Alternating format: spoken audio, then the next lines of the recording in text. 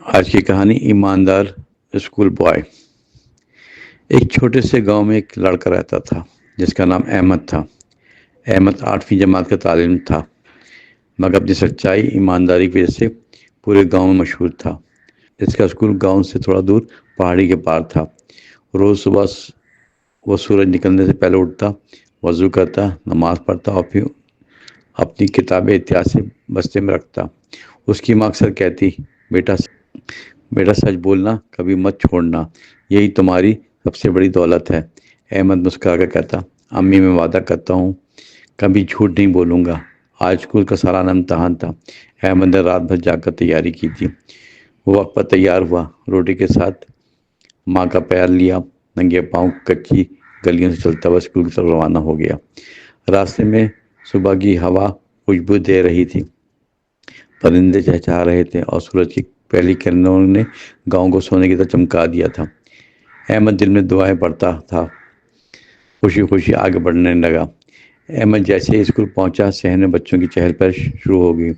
سب کے ہاتھوں میں کتابیں، قلم اور چہروں پر امتحان کی گھبراہٹ تھی۔ احمد نے ایک درخت کے نیچے بیٹھ کر آخری بار اپنے نوٹس دیکھے۔ اس کے دوست سلیم نے آ کر کہا، یار احمد، اگر کوئی سوال سمجھ نہ آئے تو دیکھ لینا، میں دکھا دوں گا۔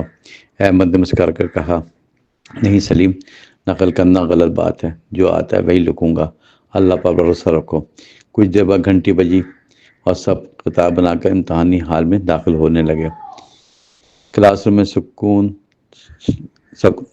میں سکوت چھا گیا، صرف پنکھے کی ہلکی آواز اور کاغذوں کی سرسراہٹ سنائی دے رہی تھی۔ استاد صاحب نے پرچے تقسیم کیے۔ احمد نے بسم اللہ پڑھ کر پرچہ کھولا۔ اس کے چہرے پر سکون تھا، سوالات سب وہی تھے جو اس نے رات بھر دہرائے تھے۔ اس نے پورے اطمینان سے لکھنا شروع کیا۔ کمرے کے کونے میں سلیم کا ہاتھ کپا رہا تھا۔ وہ چوری سے احمد کے پرچے کی طرف دیکھنے لگا، مگر احمد نے ہلکی سی نظروں سے اسے روکا۔ خاموش مگر مضبوط اشارہ جو سچائی کی طاقت بیان کر رہا تھا۔ امتحان ختم ہونے کے بعد بچے خوشی خوشی باہر نکلے۔ کسی نے کہا پرچہ تو بہت آسان تھا، کسی نے کہا بس ایک سوال رہ گیا۔ احمد نے سکون سے اپنا بستہ کندھے پر رکھا اور درخت کے نیچے آ بیٹھا۔ سلیم چپ چاپ اس کے قریب آیا، اس کے چہرے پر پریشانی کے آثار تھے۔ اس نے دھیرے سے کہا، احمد، میں نے تمہارے پرچے سے جواب دینے کی کوشش کی تھی، مگر تم نے روکا۔ اب مجھے ڈر لگ رہا ہے کہ استاد ناراض نہ ہو جائیں۔ احمد نے نرمی سے مسکرا کر کہا، اگر تم نے سچ بول دیا تو کچھ نہیں ہوگا، غلطی مان لینا یہ سب سے بڑی بہادری ہے۔